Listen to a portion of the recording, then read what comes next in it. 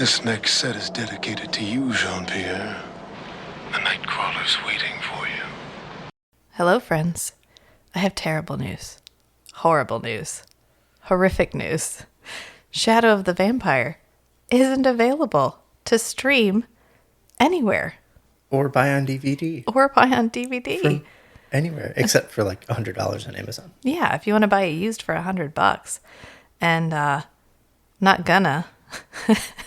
At least not yet. You know, hey, here's a Patreon goal. If we can get 25 subscribers to any level, I will purchase and watch Shadow of the Vampire. I'll even do a riff track because Willem Dafoe as a possibly super method actor, possibly actual vampire, is it's worth a riff track. Yeah, portraying Nosferatu. Yeah, so there we go, guys. That's our first Patreon goal. It was a very odd moment to discover that it was not available on streaming because... No legal means to get it. Yeah, because 21st Century Rachel was like, I'm sorry, what? It's not available? What do you mean it's not available? I should just be able to get it somewhere. Some streaming service has it. It's just a matter of who. Well, it turns out, no. No, it's probably in legal limbo somewhere. Whoever had the rights got bought out and shut down. It's not an old movie. It's 22 years old. Yeah, so somebody probably bought the rights to it and had it on their streaming platform, and then that streaming platform got bought out and shut down. And well, anyway, until it comes out of streaming purgatory or we get enough Patreon subscribers, Shadow of the Vampire is off the docket. But I have good news. The best news. Truly the best news. She that means finally got me to watch Nick Knight with Rick Springfield. Yes, it did get Rick Springfield's 1989 classic Nick Knight bumped up the schedule. So here we are, having just watched Nick Knight. So this is not Nosferatu, where you guys got 3-day-old leftovers that we had been left sitting out on the table and we finally get a chance to discuss it. Oh no, this little bit of commentary is served hot and fresh because we just watched the movie. So I guess we should say hello and welcome to the Strange and Beautiful podcast. This is the cue theme music part. Okay. Pippin, you have anything to say?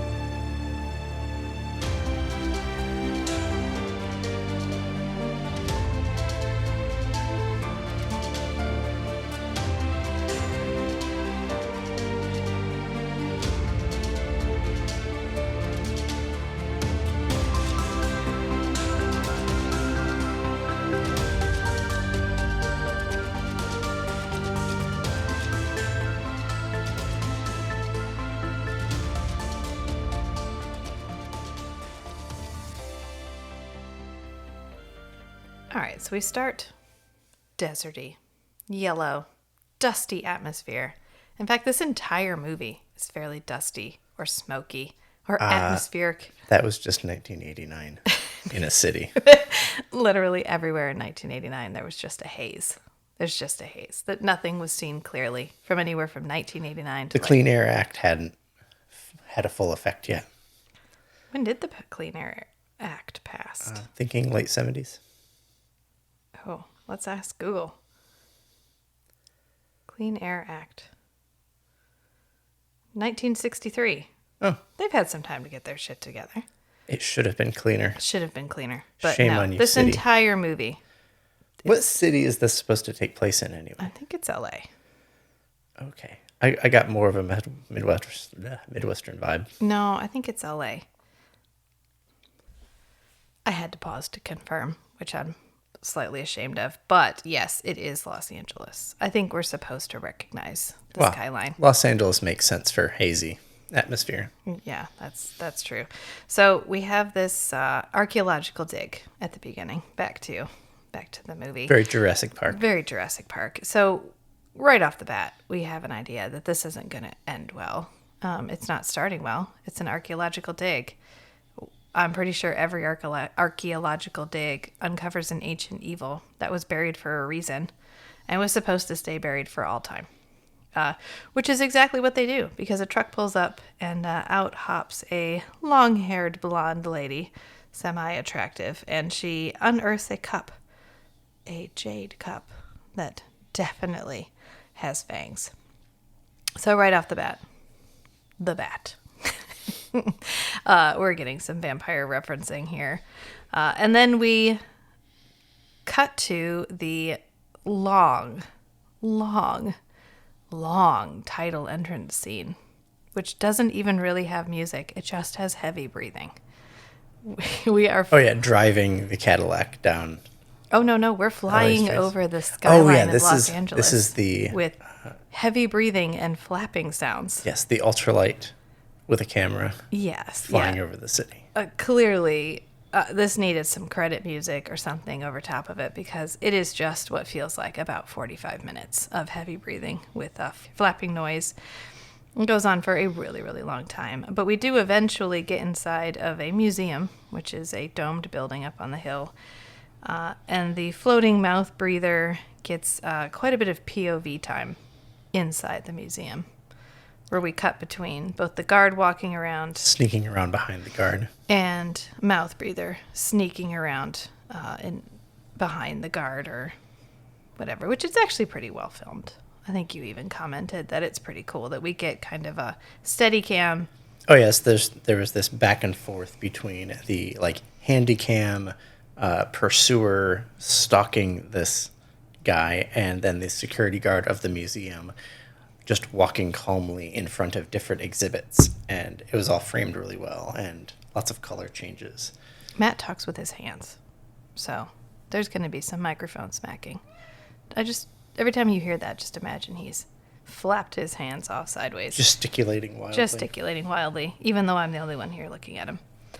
So this guard is drinking something. I want to go with, canonically, it's tequila, but it's probably coffee. He's also eating cookies as he's walking around this museum, guarding. So the mouth breather has finally reached his apparent destination, because he breaks the glass and reaches out a truly well-manicured hand to snatch the cup that we saw at the beginning, which is in this museum. So the breaking glass gets our coffee-drinking, cookie-eating guard's attention, and he arrives just in time gun drawn, to shoot at the mouth breather and then get killed. And then we cut to, suddenly, Rick Springfield, which I'm sure was a big draw when this originally was filmed. And he is lying in a sunbed, clearly uncomfortable, panting, thrashing, and he does hit the panic button, which causes two young attendants to run in and try to rescue him, but they find him sitting on the edge of the sunbed, playing it off like it's no big deal.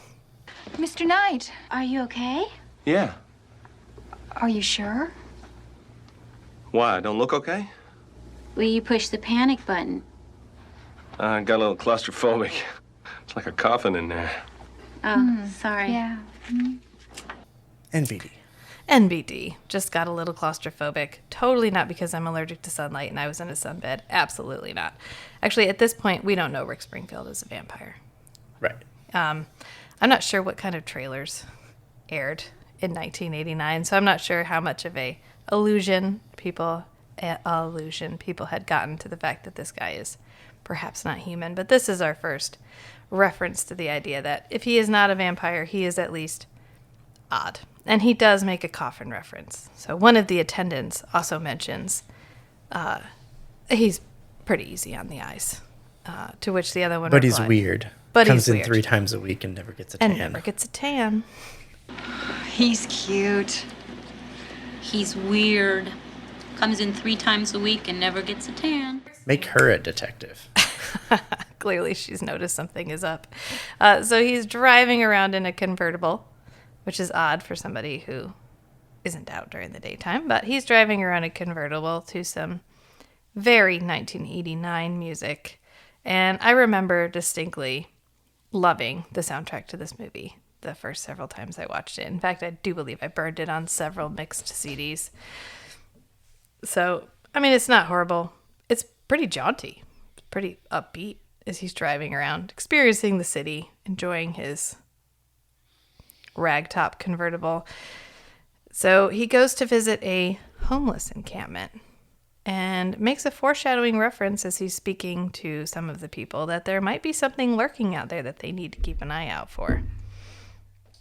And I'm slightly baffled by this homeless encampment.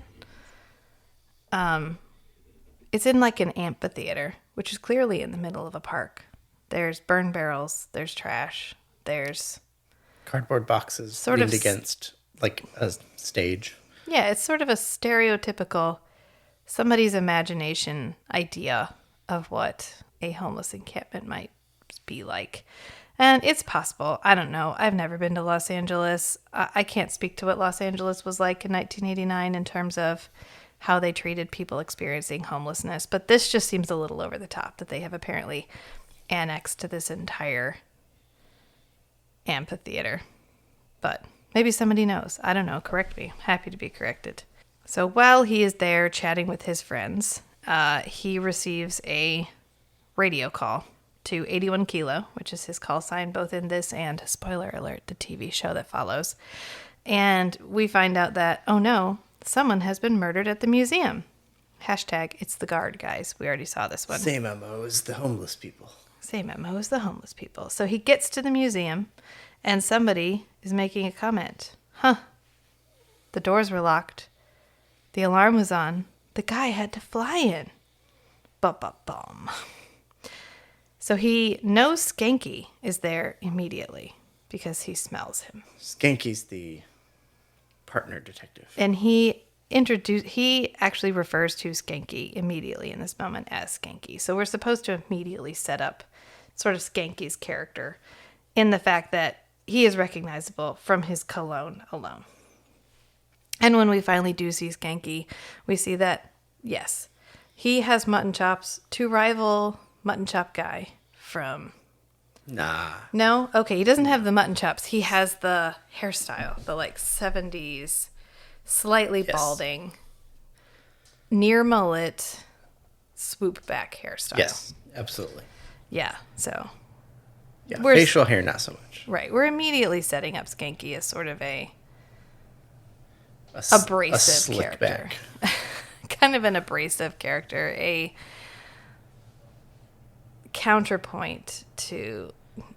Oh, would he be a counterpoint? Because Nick Knight is They're both trying to be sexy in an 80s kind of way.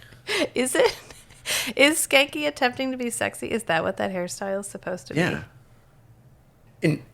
He's trying too hard, but he's not. A less successful way than Rick Springfield. Because they do have a similar hairstyle when it comes down to it. Okay, yes, point taken. Skanky is attempting the same attractive... Yeah, like 3 buttons undone, trying to show some chest hair, but... Yeah, blowout, sort of wavy mullet. I gotcha. Okay. So I do love this shot of everyone hovering over the dead body, where it's almost as if the camera is from the dead body's point of view, and all these people are leaning over it. It is a cool shot. But there's a lot of people in this crime scene. There is just a truly tremendous number of people loitering about this room with absolutely no attempt at maintaining crime scene integrity. I mean, Skanky's rushing people. He's taking the photographer's camera and pretending he's at a photo shoot. This is not a modern crime scene. This is pre-CSI crime scene where we're here for the effect. We're not here for the realism of this crime scene. Hopefully, this isn't a realistic crime scene. Although, with the LAPD, who knows? Who knows?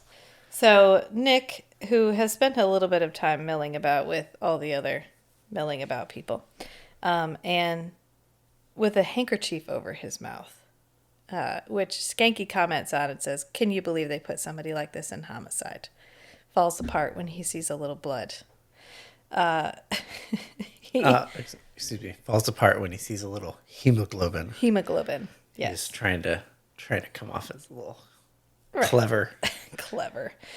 So he spots a beautiful woman sitting over by herself. And being Rick Springfield as a vampire, cannot resist. Himself. Nope, can't help himself. He's got to go over there He's got to whip out his historical knowledge and just start His wagging it around his in front of her.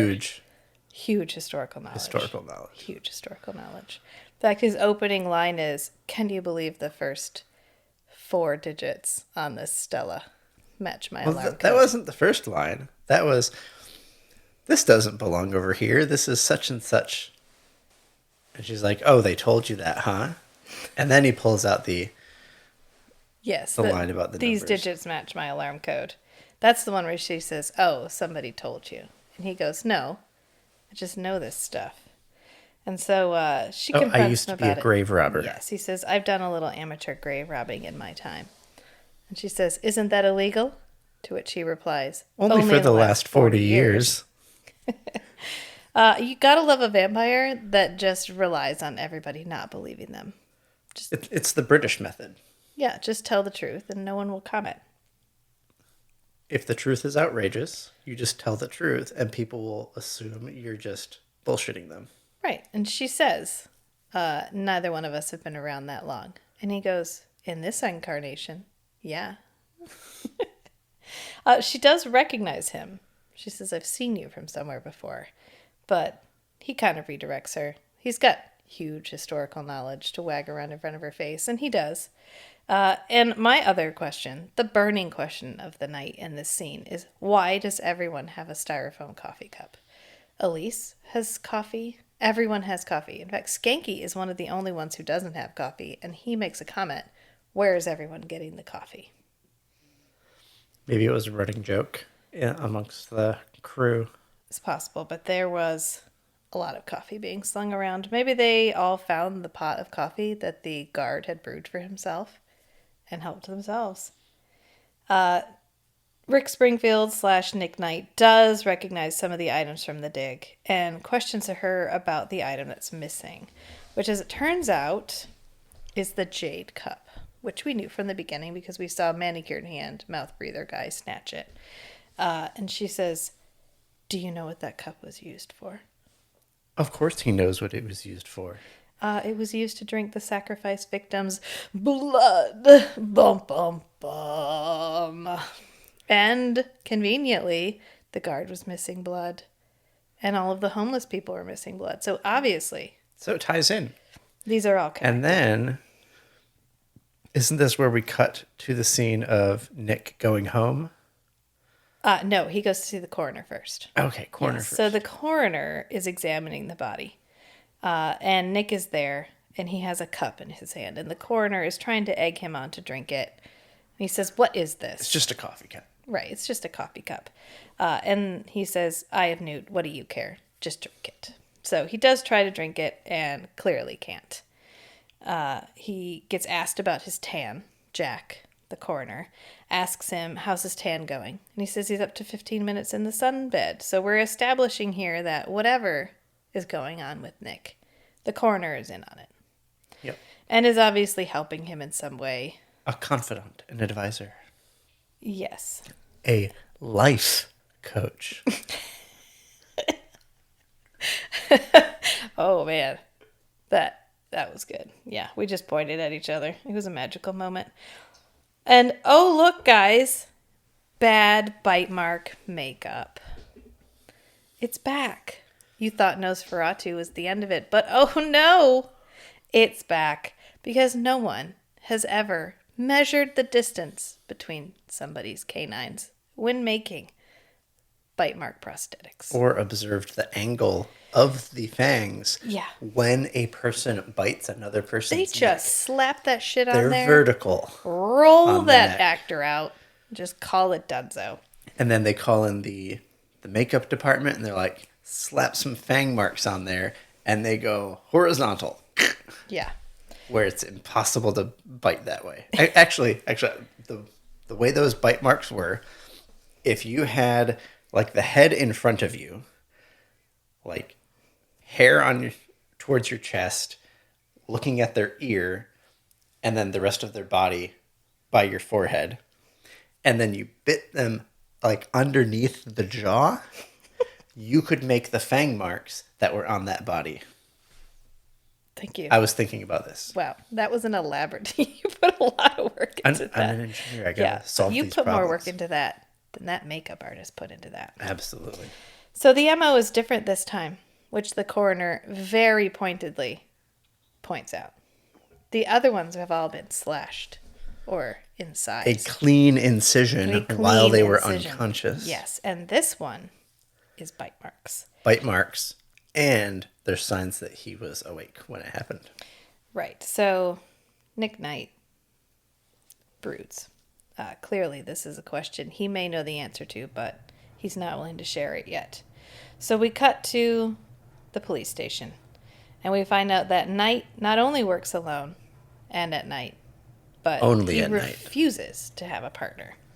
But that's not okay this time, because when it was just homeless people, apparently, you could have a single detective working on it. But now that a guy with a job got It's killed, too high profile. it's too high profile, and we need to have him take on a And the partner. media's blown up about the vampire killings. Right, who is predictably, almost magically, skanky. Well, howdy. Partner? So then he's driving home after the horrible moment at the station where he realizes that Skanky is going to be his partner, and he actually requests that the captain shoots him. And we're listening to another Holds out his service revolver yes, and says by the barrel. It says, "Just shoot me." So he's driving home to another jaunty song. It goes off well. Yeah, I think it's good. I mean, it's a moment, the chemistry works. right? It's not like corny. No, it works really well. I mean, overall, I like this movie. Clearly, I like this movie, but it's okay. You can love a movie and it can have flaws all at the same time. So Nick Knight apparently lives in an old Aztec-themed movie theater. Of course. Because of course he does. It's a pretty cool loft space. He's got pretty big windows. A skylight? Question mark? And a stack of TVs. Big old cathode ray tube TV boxes. Yes, a whole Stacked in a pyramid. stacked in a pyramid. Another like Aztec Central American reference. Oh, good catch. Good catch. Yeah. And He also has similar themed relics, like a pillar.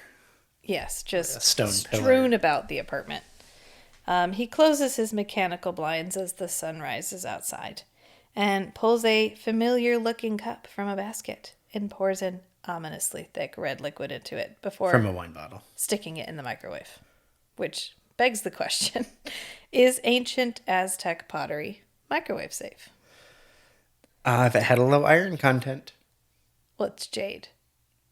it has a low iron content. Rocks so- are microwave, as long as there's nothing that's going to resonate with the microwave energy. Well, apparently it doesn't because he's able to heat up his Or I guess blood in the microwave. There's nothing conductive in it. And he pulls it out so he can watch the sunrise on his TV stash while drinking blood out of the cup. So this is supposed to be our, oh snap, is Nick Knight the bad guy moment? Because this is the he's cup that got drinking blood snatched. Yes. out of the jade vampire fanged cup. Yes. That mouth breather, whose identity up to this point remains a mystery, snatched earlier. So Yeah. So is Nick Knight the mouth breather? So the night after the man was brutally murdered at the museum, apparently it's business as usual at the museum. Regular security guards are back on duty. Just People one. are leaving from work. Elise Curator. Hunter, the curator, has Still arrived. comes to work for the with night. Snacks for the night.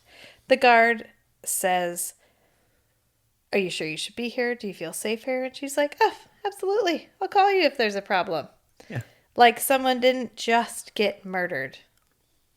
Literally in that room that they were standing in. Literally in the room they were standing in last night. But she does have snacks, so clearly she feels safe. A number of snacks as large as Nick Knight's historical knowledge. Truly huge. Huge number of snacks. And I love this blouse loose skirt combo. This is probably my fashion moment. If I have a fashion moment for this movie, I love the loose blouse, loose skirt with a tight belt combo. And she wears it well. So just had to pause for a moment and appreciate that fashion choice was a good choice. She's also reading priceless antique books while munching on Cheetos. And eating ice cream by the giant scoop. Yes, while hunched over the book. Nearly dumping her vanilla ice cream onto this book. Well, the first book with the ice cream didn't look like a priceless old book because it had like photographs in it. It wasn't like it's still an old, I mean, it's still an older book. It's like a record of the previous time that this site but like was 75 years old, maybe 100 years old, not like a 500-year-old. But it's not like document. she can go on Amazon and buy it again. It's not like she can go online to eBay and catch a used copy. And regardless, this woman is sitting at her desk with lots of paperwork on it. And artifacts. And artifacts. And books. Manchin. And just, I mean, crap snacks. Every Cheetos. scene of her in her office, she's shoving food in her mouth. She is eating. So it's night, and Knight is back at it again. He's walking around shirtless, checks his messages to hear that the sexy curator, who appreciated his large historical knowledge the night before, has left him a message telling him that she'll be there all night in case he wants to stop by it. Talk about anything. Also, the coroner has left him a message telling him to try and eat some human food, which he does. A large, gross-looking burger. He cooks like a pound of ground beef into a single burger patty. Yeah. And then tries to take a bite of it. And it looks well cooked. I don't know. He doesn't want to eat it. I wouldn't want to eat it. That's a bad place to start. Yeah, just straight burger. Yeah, so we cut to the station again, and Skanky is donating blood. And he's trying to engage people. Foreshadowing. And he's trying to engage people in conversation, but no one is vibing with poor Skanky. He does use the phrase, bet dollars to donuts. Oh, actually, Fenner uses who uses the phrase, bet dollars to donuts? The coroner does. Anyway, in the spoiler alert TV show, this becomes a recurring line of Skanky's dollars to donuts. I thought that was interesting. There's a lot of subtext going on in the conversation that they have at the coroner's office. Skanky and Knight arrive, and they're interviewing the coroner about what he found about the body. And the coroner They're getting debriefed. They're being debriefed. And the coroner is trying to tell Nick that he's pretty sure this is a vampire. But Skanky is standing right there. So interrupting every few minutes. So they once again, this is like the shortest description of Skanky's character in this movie is he's trying way too hard to look successful, to be perceived as successful or competent. Yeah. And so they go back out to his car, and they are driving around in his old ragtop Cadillac. And Skanky does question the car, and Knight says that he has it because of the trunk space, that the 1959 Cadillac has the largest trunk space of any car made in the last 30 years. So then he asks Skanky about his wife, and Skanky mentions that they've been married for 7 years. And then Nick has what is possibly one of the creepiest responses ever. Totally breaks the chemistry of the moment. Totally breaks the chemistry of the moment. And it's this. Man, that must feel good to wake up with a woman every morning. Yeah, it's just a little weird for him to say, it must feel good to wake up next to a woman every morning. Not the same woman, but just a woman. A woman. That when you wake up, there's a chick next to you. That's got to feel good. Life goals, apparently, for Nick Knight. So they get called to a hostage situation, and they have to pull a Korean U-turn. I was gonna use that phrase when we were watching it. I figured you'd bring it up. Oh, we'll get to Korean U-turns. But if anybody's familiar with K-dramas, you've seen this move. new information comes to light. You can't possibly wait to turn around legally, so you just have to hang a Yui right where you are, and head to this hostage situation. And Nick Knight looks jazzed for some action. He's got a sparkle in his eye. He's ready. He's probably just anxious to get away from Skanky, and this is a good opportunity to do it because he shouts. There's a little bit of unintelligible dialogue here. I mean, you can tell what they're saying, but it's not great dialogue. He's like, experience says work the exits. And so Knight just yells, then work them! And then runs to the next room. So Skanky's off. Being the only real cop in this movie, which he is for the whole movie, the only real cop. Skanky is the only one actually working the case.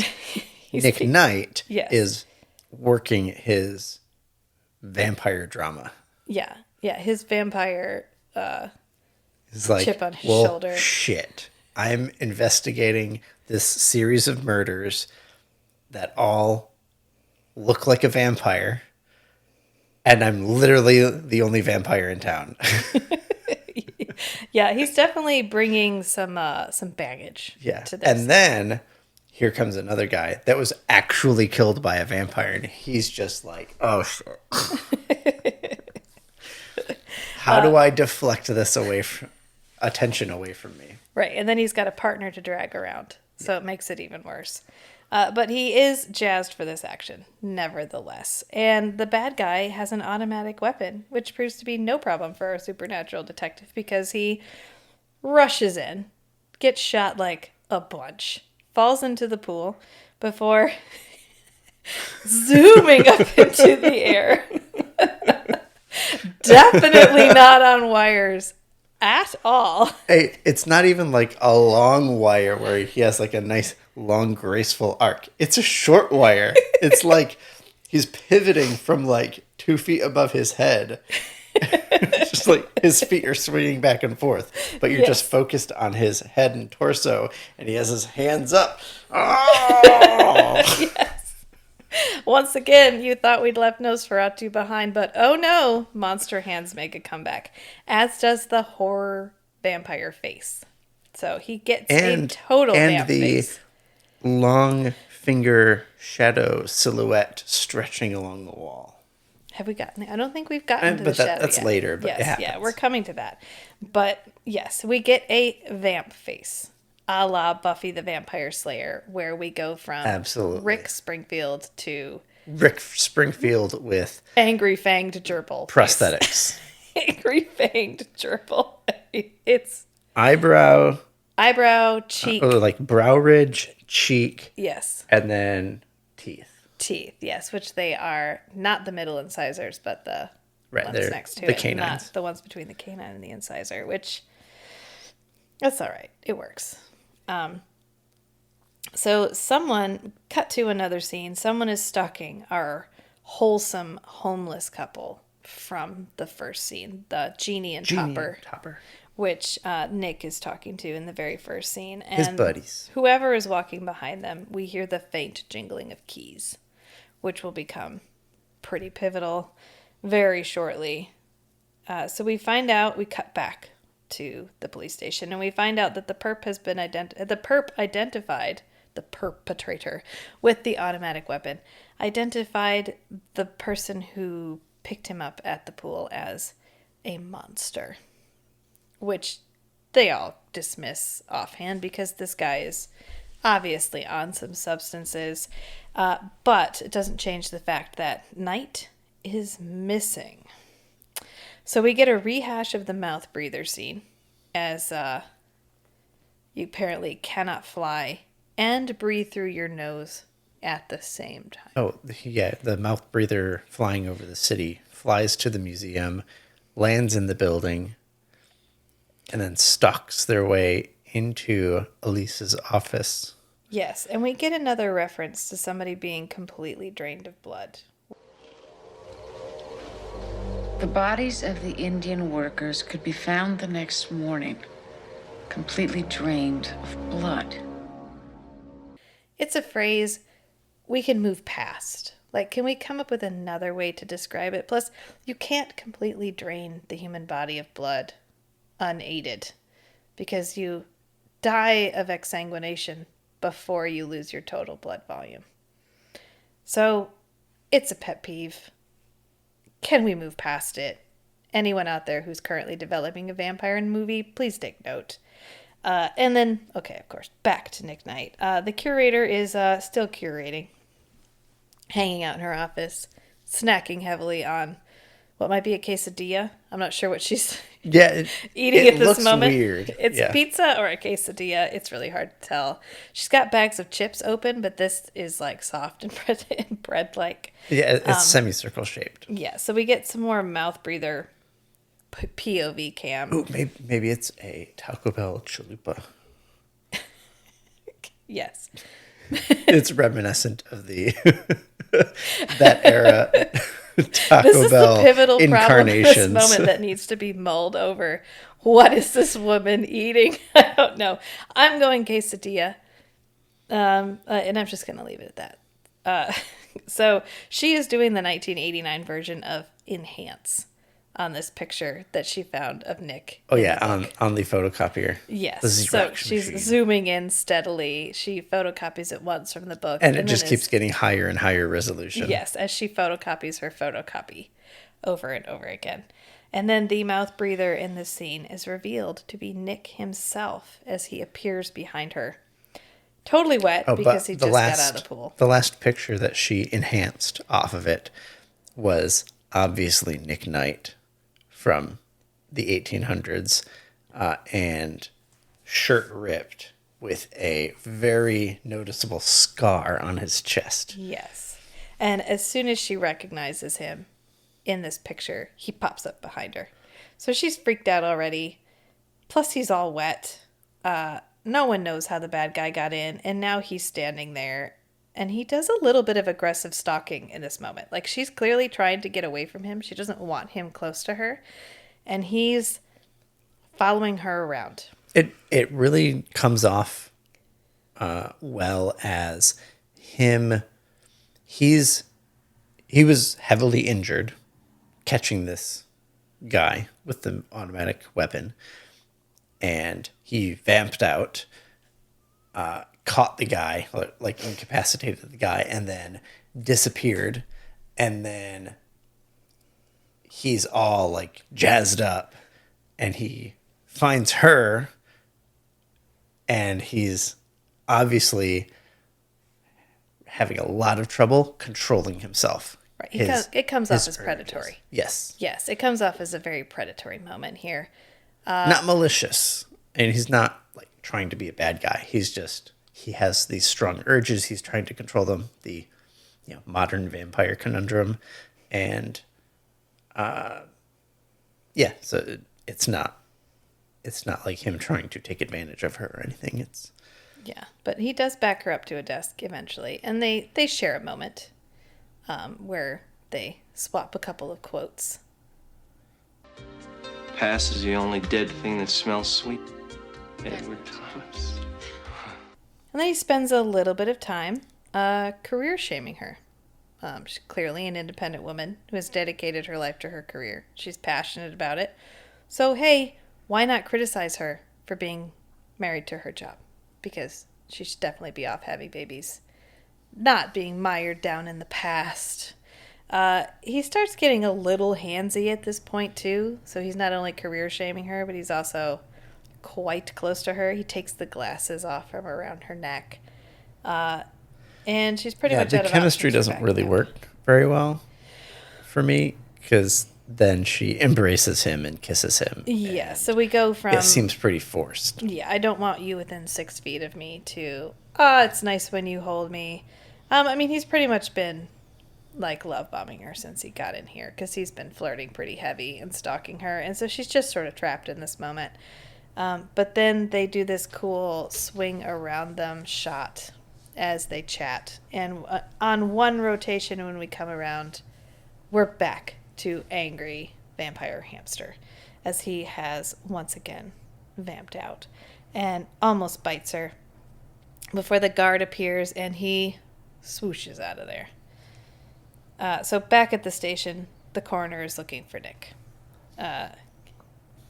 The marquee. It's like half of this movie. Everybody's Everyone's just looking like, for Nick. where is Nick? Should have been the title of this movie. And the marquee on his movie theater that he lives in is It's a Wonderful Life. That was worthy of note. He's moping around in his house, which is where the coroner found him. And he has this iconic line. It's the blood that keeps you from coming over. I am what I am. And I don't think Betty Ford takes vampires. Which we are going to recycle for the TV show. I did not know what this meant when I watched this when I was much younger. But Betty Ford, of course, is a famous rehab facility. So what he's saying is, this is an addiction, and no one can help me with it, because how do you explain to anybody that you're addicted to blood? And while the coroner is there, listening to Nick be all mad at himself, Elise calls, and immediately he bro senses that there's a story here that Nick is not sharing.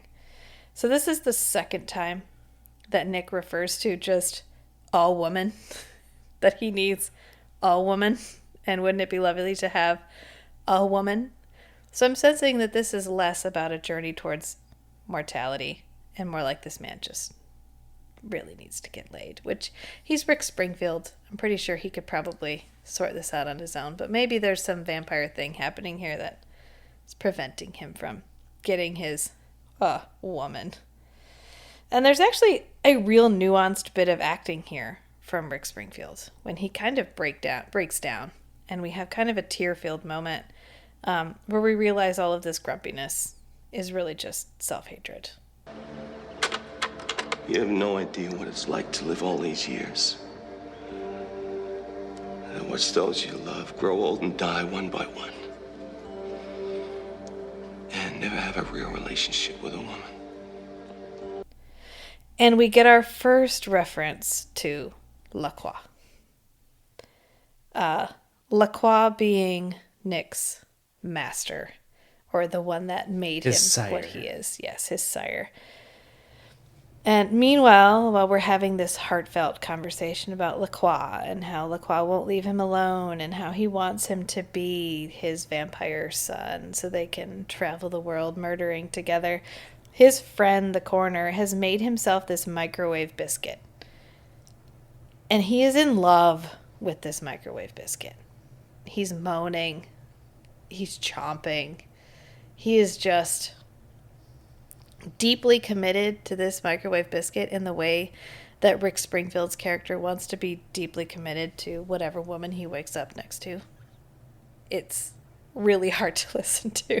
And it's one of the moments in the movie that I remember every time it's coming up, because it's so uncomfortable to listen to this man eating this biscuit. And then we cut back to the Elise.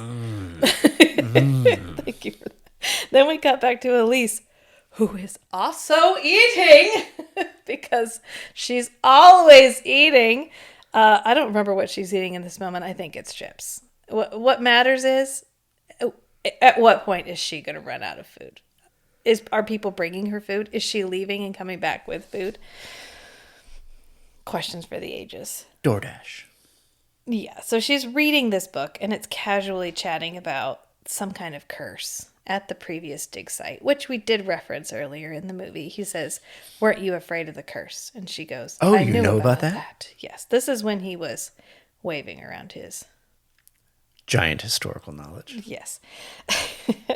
I don't know what scientific text she's reading that is just casually chatting about the fact that vampires were haunting the dig site. I don't know.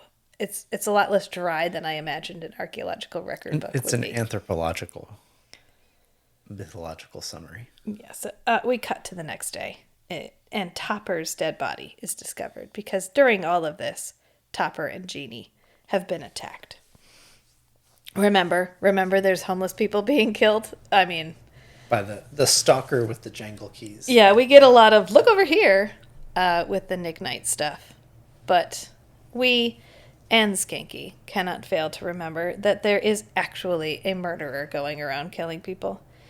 Skanky, who is the quiet hero of this show, is actually putting the pieces together instead of just acting like a victim. So he recognized the connection of the blood drive.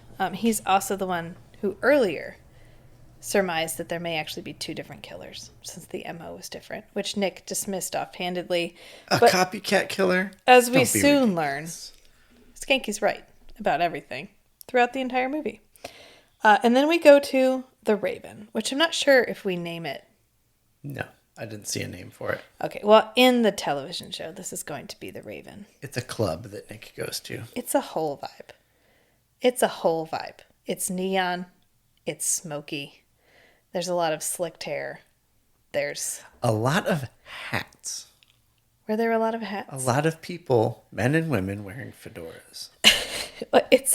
It's definitely going for a modern vibe. Like...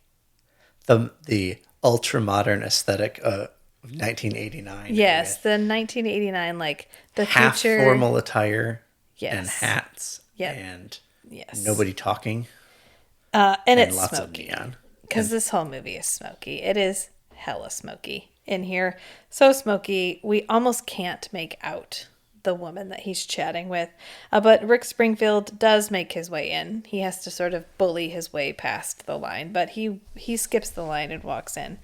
And I just have to take a moment to mention that Rick Springfield's pants are quite tight in this moment. And I amend my earlier statement about who the hero is in this movie. It's Rick Springfield's ass, because they look very nice in this tight pair of jeans and his little members only leather jacket that he's sporting. I just wanted to make a mention of that. So the woman playing Jeanette, which I don't think we name her in this. She's credited as Jeanette. He does use a name, Okay, well, she's Jeanette. but I don't remember what it was. She's credited as Jeanette on the IMDb page. She's Jeanette in the television show, so we're just going to go with Jeanette. She reveals that his real name is actually Jean-Pierre. and she does give him she does give him an address after a fair amount of loaded banter, which they have zero chemistry. So this bouncing back and forth about a lost love or lost sexual escapades doesn't work. Yeah, and Nick just asks, where is he? Yeah, and she writes it down on a piece of paper and just tells him he's going to be sorry that he goes to look for LaCroix. This is obviously LaCroix For that we're him. heading off towards here for now. And so he turns around and, oh, look, Elise has followed him. So Elise... But it turns out that this isn't just a normal, hyper-modern aesthetic bar.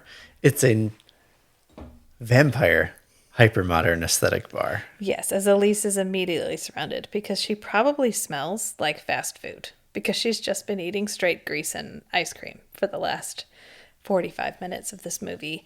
And so I'm sure she smells amazing. So To a vampire. To a vampire.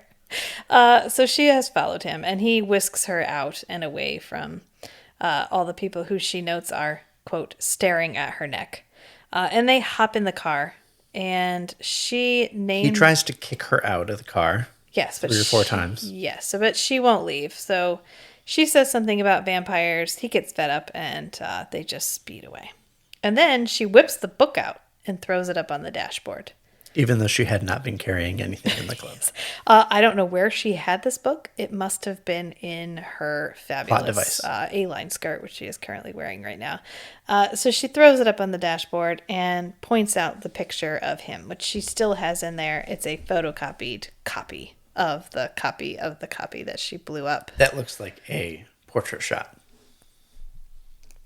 Which conveniently a moment before a vampire had grabbed Nick's shirt. It pulled it down and revealed This is actually later. No, when they're in the club, a Oh, vampire that's right. grabs his shirt and Yes, pulls it down, you're right. and we get a reveal One of the of bouncers. his scar.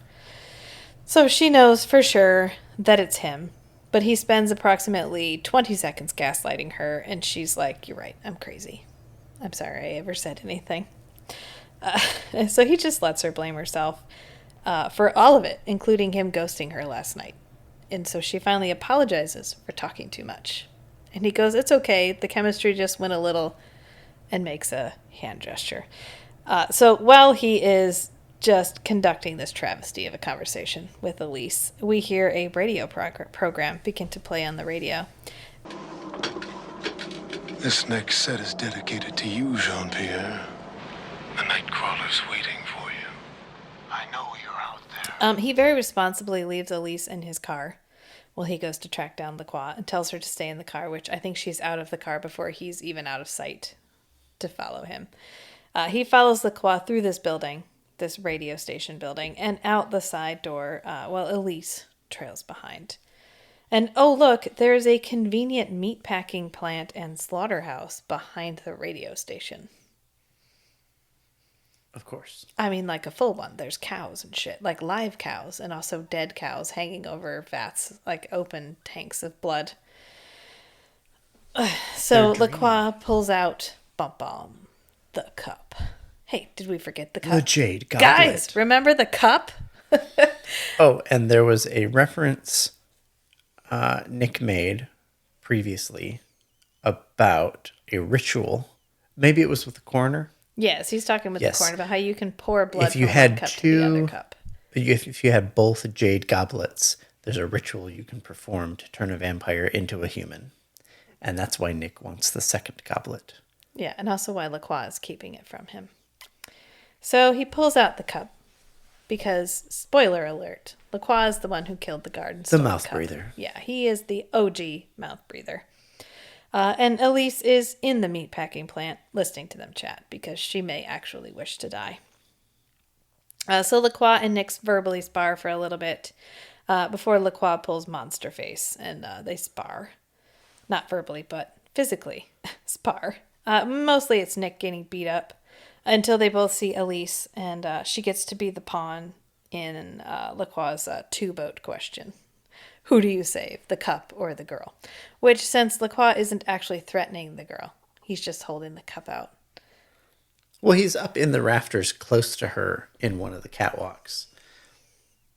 And so he's close enough to be threatening. Yeah, I guess and he's he says, saying... how badly do you want to be immortal? Which one will you save?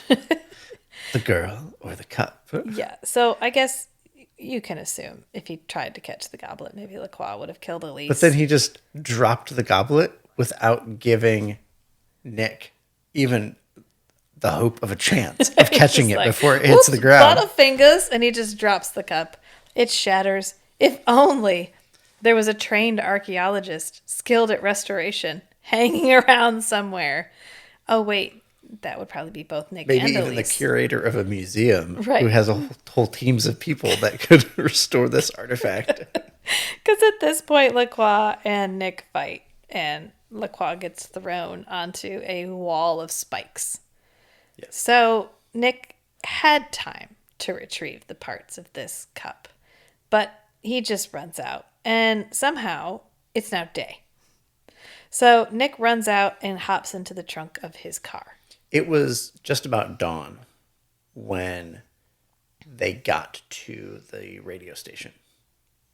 Nick and Elise. Was that established somehow? Or are you just hoping?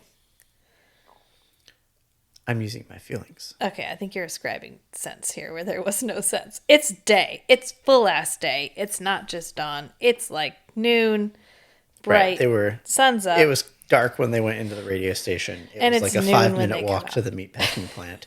They fought inside for about 10 minutes, and now it's like noon. It's like full day. Full day. Nick runs out, gets in the trunk of his car, which luckily he has a car that has the most trunk space of any car made in the last 30 years. And then Lacroix has a little happy, laughy sigh moment, which is like vaguely uncomfortable to witness. And then we go to Skanky, who is chatting at the impound lot because they found Nick's car. It was parked illegally and has been towed. And so Skanky's gone to retrieve it, and with the permission of the captain, is going to be able to drive it around all day. Joyriding. So here Skanky uses the phrase, between me, you, and the lamppost, which is another one we're going to recycle quite a bit for the television show. So it's worth noting. Keys guy, remember him? He's walking through the hospital, and everyone's just smiling and recognizing him as if he's supposed to be there. And we POV camera pans back, and oh snap, it's the blood drive guy who was taking Skanky's blood earlier in the movie. This is actually our first POV walk in a bit. We took a bit of a break there. Yeah, because Lacroix has been exposed. We've been introduced to Lacroix. Yeah, so we don't need to keep leaving that in doubt. Yeah. Rick Springfield hops out of the trunk of the car because Skanky has gone to the hospital and parked in the parking deck. So it's free to come out. There's no sun. He changes out of his bloodstained shirt, and an old woman walking by gets An eyeful. An eyeful of Rick Springfield chest. And by the time they get off the elevator, because of course he gets on the elevator with her, she's trying to set him up with somebody. Which I always thought was a really cute moment, because otherwise this movie is a little serious. Yeah. So the funny moments like that are always nice. So Nick sneaks into the blood bank records and does a little snooping while poor Skanky, who is the only actual responsible cop in this show, is stalled at the desk, attempting to get back there. So he does confirm that Skanky's lead about the blood drive guy was correct. By breaking into the doctor's office, using his computer illegally, right. Printing out a list of donor records that are confidential medical records, and then leaving the office, and then presumably using that illegally obtained list of donor records as evidence against Fenner. Yes. And so, Meanwhile, Skanky walks by, sees that the door is unlocked, opens it, sticks his head in, and then goes, "No, I'll wait for a warrant." Because Skanky is the only real cop in this entire movie.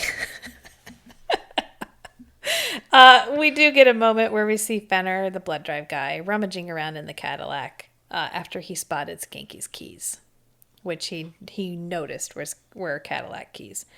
So Skanky goes joyriding in the Cadillac after we see an ominous puddle of fluid under the car as he's driving away. And as he's running down a hill, he realizes he has no brakes. So, oh, snap. So all of a sudden, he is in a rampaging Cadillac, which probably weighs more than all of the cars on the road in front of it. And he has to figure out a way to stop himself. But not only that, Rick Springfield is in the trunk, getting banged around. He does eventually get stopped, but it's only after hitting another car and a fire hydrant. Meanwhile, Elise is looking for him. And she's called two people and pretty much given up the search because it's 1989 and he doesn't have a cell phone. That's about the best she can do. But she does remember... Until she remembers. Yes, that the numbers... The yellow pages. Right. Yes, she looks him up in the yellow pages because there was a time where people just printed that shit in a book and gave it to everybody. Your name, phone number, and home address. Just published in a book that was mailed to every household, and like you could just grab a free one at the grocery store. Yeah. So she looks him up and remembers that she knows his alarm code because from the Mayan artifact. From the artifact. So she writes that down. And then we get to Skanky at a body shop with the Cadillac. Oh man, oh man, oh man, he's gonna kill me. He's gonna kill me. Worse still, he's gonna make me pay for it. Skanky. I'm dead. Nick does pop out of the trunk, which is part of that quote that we just heard. And he immediately notices that the brake lines were cut, absolving Skanky of some amount of guilt. Nick even apologizes about not believing Skanky about the case, which surprises Skanky and is kind of a nice moment between the two of them. Nick is looking pretty peaked because at this point he's just been on the run at random for several days and has not had anything to eat. In fact, we haven't seen him eat anything since he used the cup in the microwave. Elise, who is determined to die a horrible death, sneaks into his apartment and finds the cup just chilling on top of the microwave. Which she doesn't know that he got a second cup, that he had found a cup in the first dig. So it's a big leap of faith that at this moment she doesn't assume that he killed the guard. Because we have in no way established. Oh, no. She was there in the meatpacking plant. When the other cup got broken. And Lacroix revealed that he, in fact, had killed the security guard and stolen the goblet. Did he say that outright when they were in the meatpacking They were plant? talking about killing the guard. And Lacroix says, oh, yes, Right. the security guard, yes, but the others, no. Small amount of faith and Elise restored. Very small amount. So the elevator comes up. She runs over expecting it to be Rick Springfield. And in fact, it's Jeannie. Of Jeannie and Topper. Looking the worse for wear. The charming homeless couple. Yes. And Nick reveals that he knew someone, or he heard someone walking, jangling their keys. And that is the person that they're looking for. And yeah, they're at the hospital talking to the receptionist lady. Yes, and without really having to clarify that, he gets the answer that this is Fenner, because Fenner does carry keys and is known to jangle them, and that Fenner's mother got in a car accident and contracted hepatitis from the blood they used. Blood transfusion. Yes, from the blood transfusion, and that she then passed from this hepatitis, and that Fenner blamed himself because this blood made it through without being tested properly. And it was his fault. Yes, and he should have caught it. Now that we have had the final big reveal, Fenner is heading swiftly towards the climax at the apartment, and he appears because Elise has called for an ambulance, and Fenner appears instead, finding out that Jeannie, who he thought was dead and who can identify him, is there and needs to be dispatched with. We do get a cool shadow moment here, which Matt referenced earlier, of Fenner walking down the hallway with his hand out in front of him holding the keys. And we get to see his hand holding the keys in shadow as he walks. So this is a nice nod to... Homage to Nosferatu. Homage to the horror trope of established in Nosferatu. Clearly this man has a serious problem with his keys because he is jangling the shit out of these. I mean, he's going for it. He either has no pockets or no chill. One or the other. Maybe he just has a musical impulse. It's possible. Meanwhile, Nick calls in to check his messages remotely. That was a thing you could do. You could call You could your press own the answering star machine. key Yes. when you were called, when your answering machine was listening. You had about a 5-second gap. You could press a button, and then it might even ask you for like a PIN code. And then you had tone dial instructions, play message, delete message, whatever. Yes. So we even get the tape rewinding sound effect as his tape recorder in his answering machine rewinds so he can listen to his messages. And Elise in the apartment at the time. Yes, she notes that he has called it. So playing. she just picks up the phone because, of course, Nick is actually on the phone. He's just talking to his answering machine. And she picks up the phone to talk to him and notices right away when Fenner comes in because she puts the phone down as the EMTs arrive. Doesn't hang it up. Just doesn't sets hang it it down. up, just sets it down. So she goes over there and notices right away that shit's fishy because Fenner has no bag. He has nobody with him. And so he just clocks her.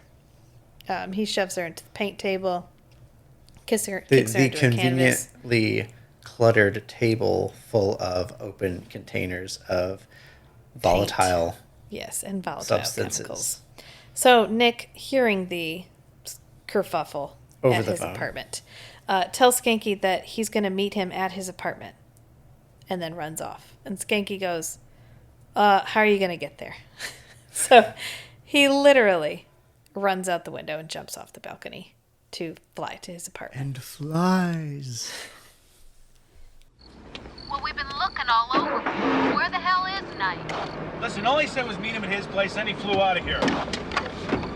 So meanwhile, it's a convention at Nick's apartment. There's like 5 people here. Fenner's there. I guess there's 3. Fenner's there. Jeannie's there. Elise is there.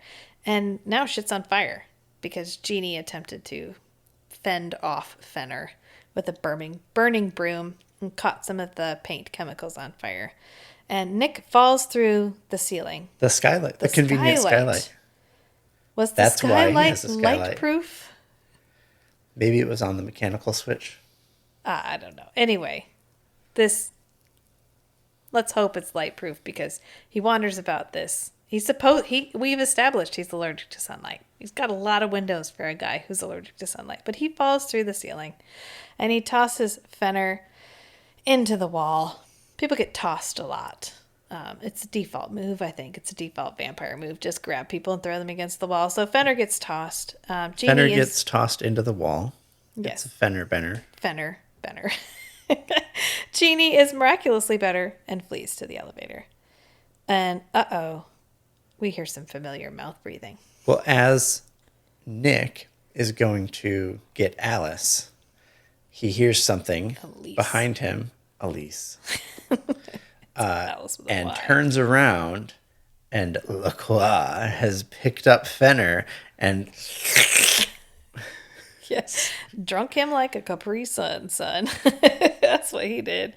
So Lacroix does a little murdering, a little lecturing, a little pontificating in this moment. And very Lacroix. Very Lacroix. And Nick and Elise are trapped on the other side of the fire. And Elise, noticing that Nick is a little weak, decides that the best possible course of action is to offer herself to him in order to save everyone from the bad guy. Where have I seen that before? The woman offering herself. The woman pure of heart offering herself to the vampire. I mean, nobody who eats that many snacks is pure of heart. But yes, Elise is offering herself in an attempt to give Nick the strength he needs to defeat the bad guy. So there's a little more tossy-tossy, fighty-fighty as they sort of vamp fight it out. Lacroix flutters around, float like a butterfly, bite like a vampire, I guess, as he's taunting him from an elevated position. He even drains Elise after Nick gets tossed around a bit.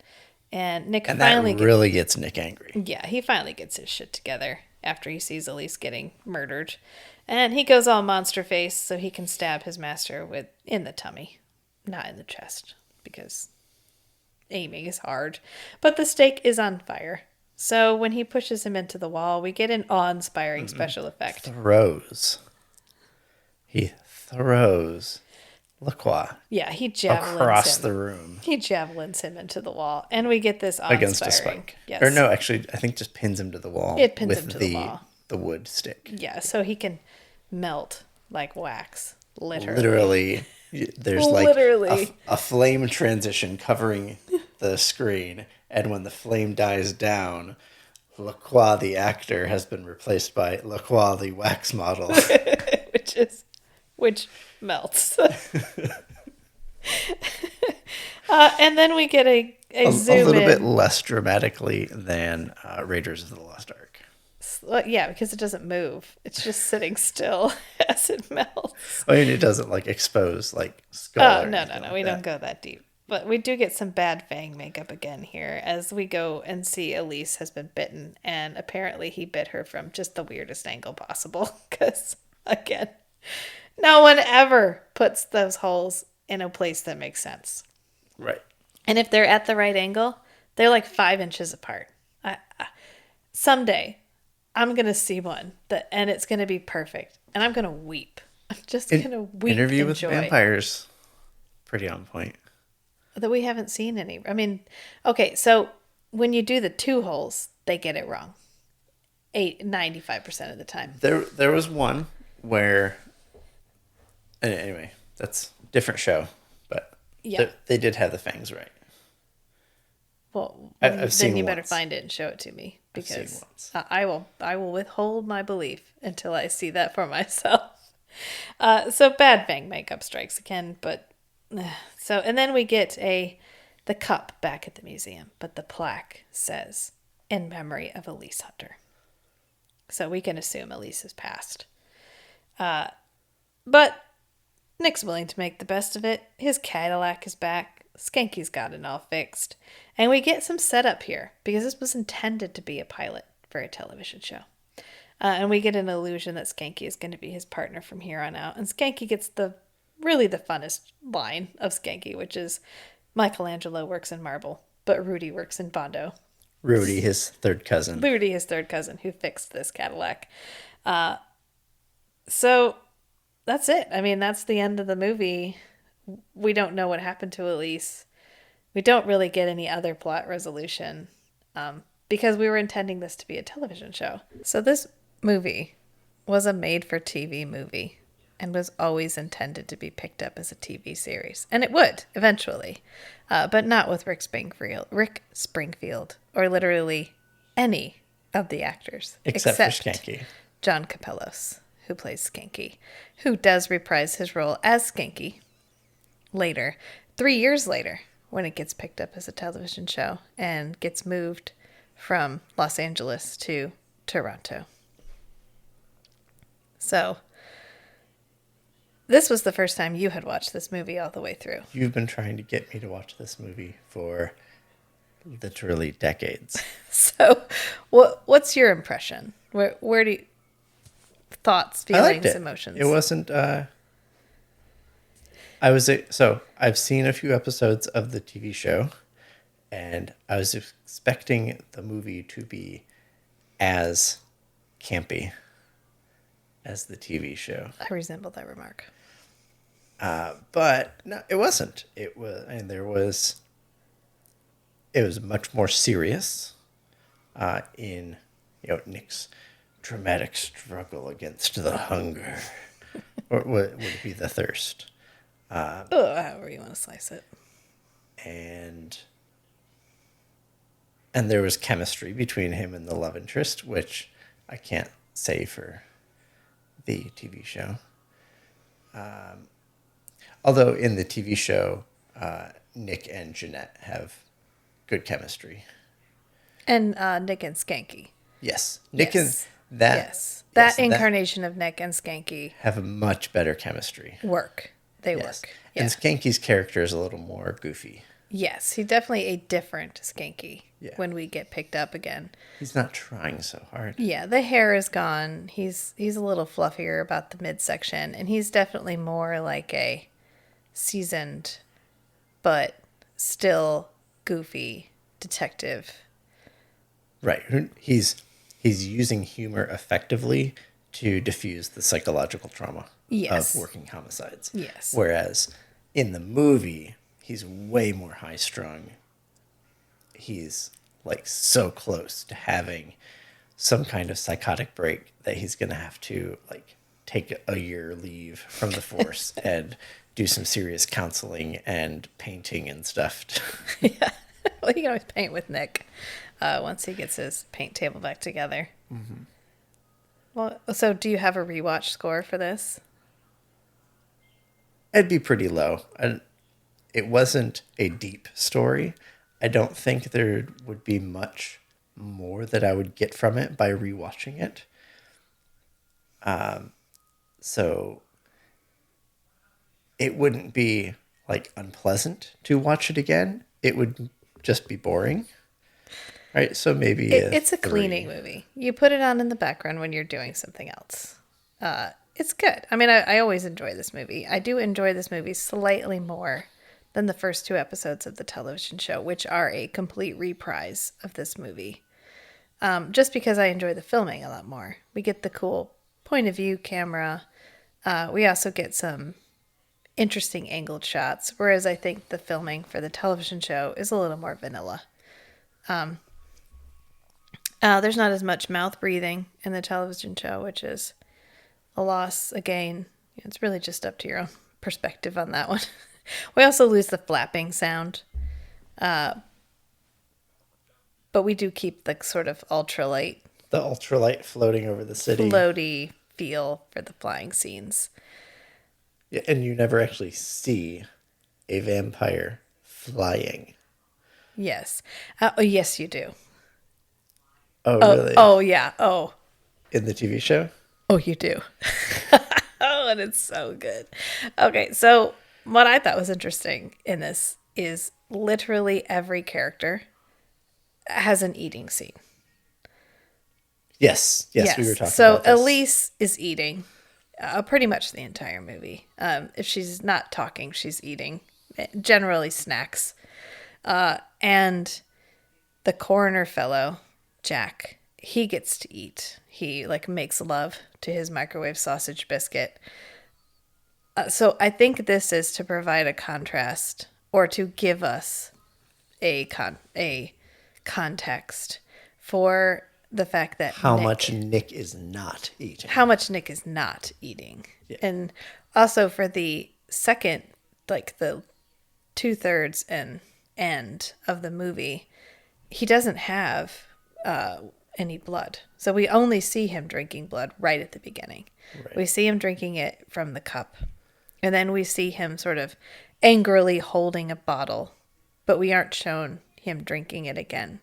Right. And so by the time he resists Elise's offer at the very end, it's been a while.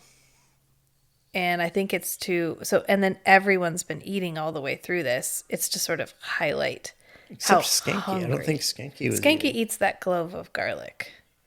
That's the only thing we see Skanky eating. Well, we don't see him very much. I mean, he's driving, he's smoking, and he talks about addiction. So he doesn't necessarily eat, but he provides his parallel of Nick's struggle is cigarettes. He provides the addiction dialogue. You just don't know what it's like to have an addiction. You don't know what it's like to be addicted to something and having a cigarette.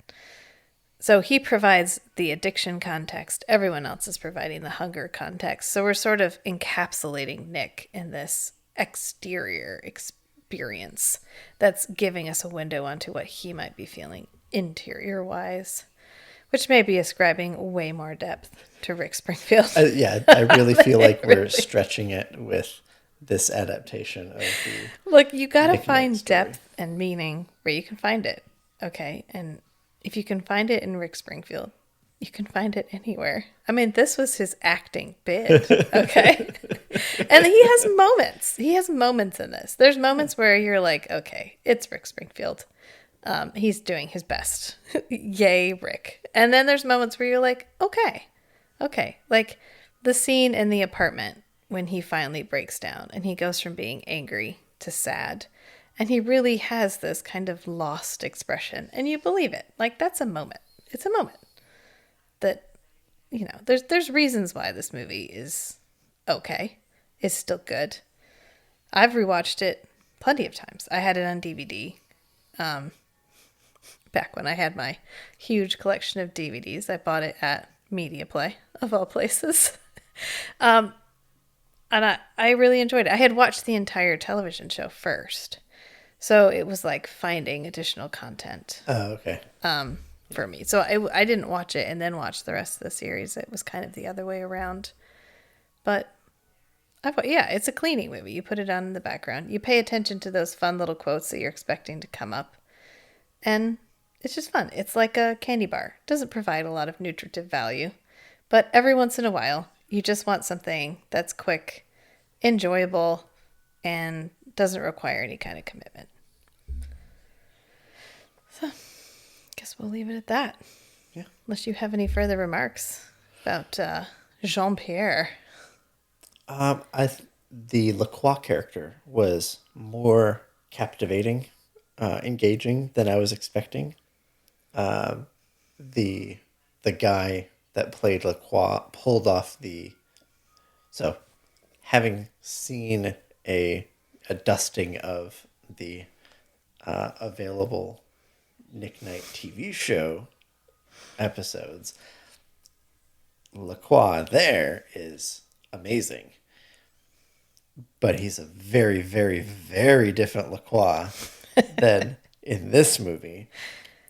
And the way that Nick's character was playing out in this movie, I thought, that Lacroix character from the TV show would not work. But this guy pulled off a serious, I'm taking myself incredibly too seriously. He pulled it off really well. I thought it was a good match for Rick Springfield's more serious Nick Knight. Yeah.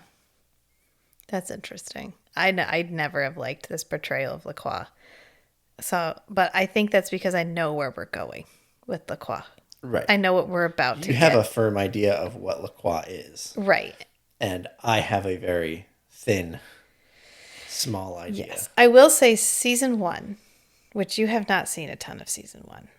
Season 1 Right. is... I see whatever you like watching the most. Right. So season 1 is very much this vibe. Skanky's a little bit more like this Skanky. The Detective Night character. You told me every season of Forever Night was produced by a different television studio. Yes, so we really get 3 takes on the initial... 3 visions of the initial storyline. And season 1 is much more in keeping with the original storyline. Which is... I mean, it's not my favorite, which is why you haven't seen it a ton. It's not bad. It's just not my favorite season. But we're going to go through each and every episode. As part of this podcast. I'm so excited. I can't tell you how long I have been trying to get Matt to watch my favorite television show of all time. And he's excited. I can tell. He's got a twinkle in his eye. He's smirking a little bit. He's excited to see the more of this. Lies. More of these characters. I could just tell. He's ready for the Nightcrawler's radio program. I've braced myself. If you don't love it by the end, the Nightcrawler radio show, part of LaCroix's story, I really like. Yeah. Oh, that's what I'm talking about. We're gonna first season LaCroix is not peak LaCroix, but second and third season LaCroix is peak LaCroix, and he's the reason I love the show. I mean, Nick is fine. He's fine. Right. And Nick is fine, but LaCroix, shines the light on Nick's whole perspective on the world. Right. He calls Nick out on his bullshit continuously, which is why I love him as a character. Because if you just had Nick and you just had Nick's sort of idealist, I'm going to find a way to redeem myself vampire character, it gets old real fast. But you've got to have your foil, and LaCroix is a perfect foil because he's completely fine being a vampire. He totally accepts everything that comes with it, and he's really not sure why Nick can't just fucking get over it and enjoy the fact that he's immortal and he can do whatever he wants, because LaCroix's been enjoying that fact for thousands of years at this point. So I'm excited. I'm super excited to share something I love with the person I love. I'm excited. See, and you said it was lies. It's not lies. All right, so you were hyping it up. I have to hype this. I'm the hype woman. I'm your hype woman. It's my job. Anyway, continue. Yeah. So we do have like a little bit of business that we have to take care of, and it is a important piece of business, which is that we have a Patreon. Patreon, the first Patreon. We really should have called out this Patreon at the very beginning, because I feel like they have earned the top spot getting called out at the very beginning. But that Patreon is none other than Matt. Matt is the first Patreon. I'm the first patron of our Patreon account. And he didn't even join a high tier. He just joined the lowest tier. Which, as a show of support, I'll take it. Rachel made it, and with a whole separate email account and everything, and I knew she was setting everything up on her phone, and I thought I'll give her a little nice pleasant surprise. And so my birthday present. So I went and I subscribed to the Patreon for this podcast, and I saw when she got the notification. Yeah, the very first hench human is Matt. Oh, but we have been remiss. We did not award anything to this movie. Oh, yes. So okay, so what is your award for this movie? So my award for this movie is the award for keeping your eye on the prize despite all the bullshit around you. And that's Skanky. Because Nick loosely investigates what's going on. He pretty much just assumes LaCroix did everything and just operates off of that. He's really never looking for the guy who killed the homeless people. He's just working out some vampire drama. vampire daddy drama is really all he's doing. The coroner is too fixated on Rick Springfield, which fair. He's just stuck on the fact that Nick is not listening to him or doing what he wants. And so even he isn't really doing any real investigating. But Skanky figures it out within 30 minutes of the movie and then continues to investigate despite the fact that his partner is missing for almost 2 days. Yeah, it's like 2/3 of the movie. Everybody says, "Where is Nick? Where's Nick?" Yeah, and despite the fact that he's played as sort of a bumbling, he's the least morally gray character. He has the opportunity to pull the records. He has the opportunity to walk in and look at this computer, and he says he's going to wait for a warrant because he is the keeping his eye on the prize. And so that is why he is awarded this award. So, what is your award? My award is for the most hungry female love interest that I've ever seen in a movie. And she goes to her office on multiple occasions with just an armful of junk food.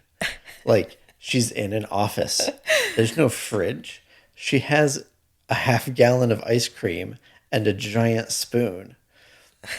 She is very rusty. She's committed She's rusty to eating from Ocean's that 11. entire container of ice cream because there's nowhere else for it to go if it melts. She doesn't have a freezer. She's very Brad Pitt from Ocean's 11. You know that character? He's always eating every time you see him.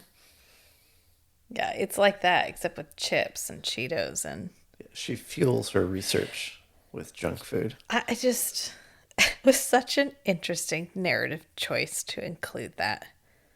And I know we kind of ascribe it to maybe it's a counterpoint to hunger, addiction. But, I mean, really, I also think it might be an attempt to defeminize her. Because she's got some fairly feminine clothing, but we're playing her as a less than feminine character. Which in 1989 means we're just creating a career woman who would rather actually work on her career than quit and marry and have babies. But she does still indulge herself. She hasn't removed all carnal experiences from her existence. Maybe we're supposed to be setting her up as impulsive. Like the type of person who would impulse buy. Right, because at the end, she really does jump at the chance to offer herself to Nick to become immortal. Yeah. I mean, she doesn't even make that bargain. She's just like, look, I'd rather go out like this. I'd rather have Rick Springfield suck on my neck than get killed by this fire. Yeah, I don't know. It's just, it bothers me every time I watch it. Not bothers me in like a negative, but like it preoccupies my thoughts every time I watch the this. circumstances of her death. No, the fact that she eats the whole time. Why did we include that? It's just very strange. But that's what we are. Strange. And beautiful. So on that note, we will wrap up Nick Knight. We will mourn the fact that Shadow of the Vampire is lost in some kind of legal loophole and isn't streaming anywhere. But remember, if we get enough Patreons, which you can visit the Patreon page at Strange and Beautiful Book Club or follow us on Instagram at Strange and Beautiful Book Club, where I update pretty frequently about what we're doing, which is building websites, getting P.O. boxes, setting up submission forms, creating a Discord channel just for Patreons. So feel free to follow us on both. You can follow me on either one for free. But if we can get 25 Patreons, I've already got one, we only need 24, I will buy a copy of Shadow of the Vampire and we will review it. So in the meantime, remember that sometimes the strangest things are the most beautiful too. So be who you are and love what you love. Until next time, friends. Bye. Bye.